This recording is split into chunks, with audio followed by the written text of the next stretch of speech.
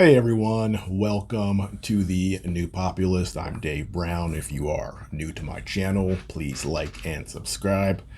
Now, we are several months into this Ukraine-Russia conflict, and unfortunately, the casualties are just adding up. If you look at some of the projected numbers right now, it's really quite sickening. And again, there are no good guys in this conflict. Putin's not a good guy. Zelensky and his government, they're not the good guys. Who pays? All the young men in Russia and Ukraine who are dying in the tens of thousands. Now, I wanted to address something that I've heard people say. That is, if Trump were president, this war would not have happened, that Putin would not have invaded Ukraine. Is this true? Well, the short answer is no. Trump, despite all of his big words and his grandiose statements about hitting Moscow, in his 4 years in office, he actually proved to be quite judicious in his use of force. Remember Syria, he launched those rockets at that airfield. Very reluctantly, we called ahead of time to warn we were going to do it. We launched them, and it had zero impact on anything and didn't kill anyone. It was just a show of force because he was pressured by the foreign policy establishment to react. Then we had Iran.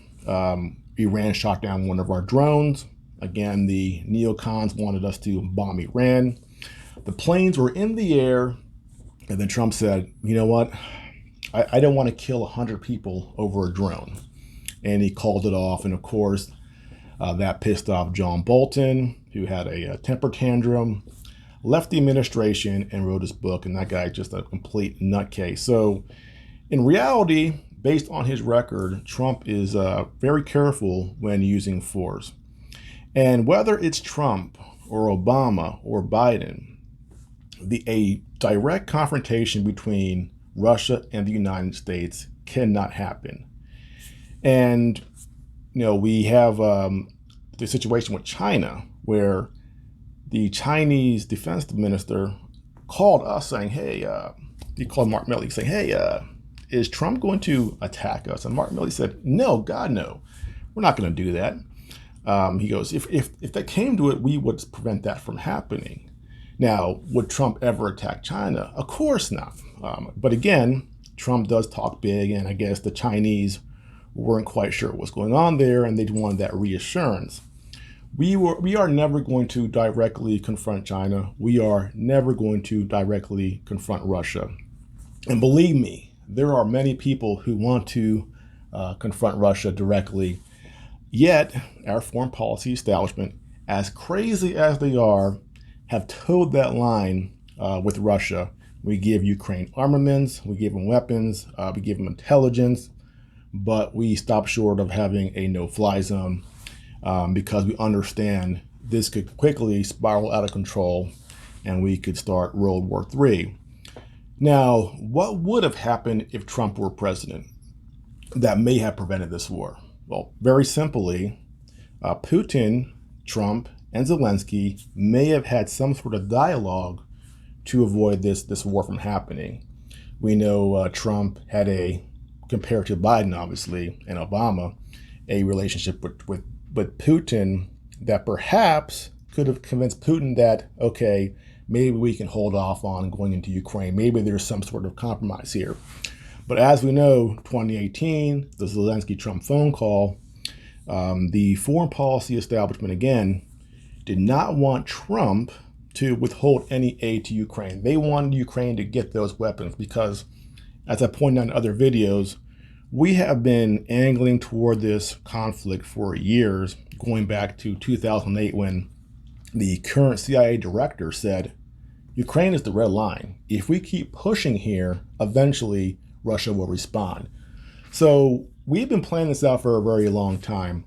And the one time Trump tried to withhold some aid to Ukraine, he got impeached for it in that phone call. So we were heading in that direction regardless of who was president.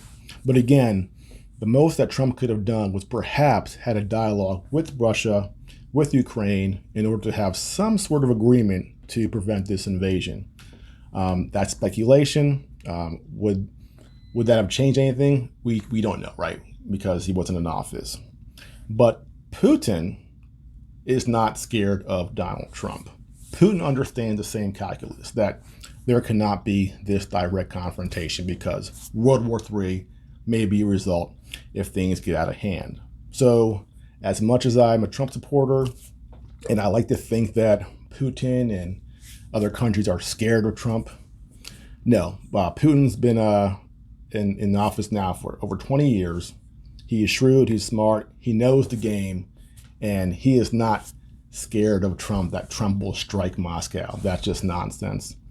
Now, 2024, the next election, if Trump comes back in office, will that change things going into the future? Well, we've heard some rumbling that Trump wants to clean out the bureaucracy. And this is my other point, too. You can have Trump be president, but if the bureaucracy behind him is full of rats and snakes, it limits his ability to actually act in a way that's helpful or constructive. And people underestimate, and I think we sort of understand this now, just how powerful that bureaucratic state is in the State Department, in the CIA, the FBI, the Pentagon. These last 6 years, everything Democrats have done has been supported by the intelligence community. We still can't get an answer from the FBI whether or not there were agent provocateurs in the crowd on January 6th. The senators asked the question, and the FBI basically says, go piss off. So we don't have control of the bureaucracy. They do. And even when Trump was president, his power was limited because of those people in the bureaucracy. And the same thing actually exists in Russia. I heard people go, well, if we take out Putin, we could stop this war.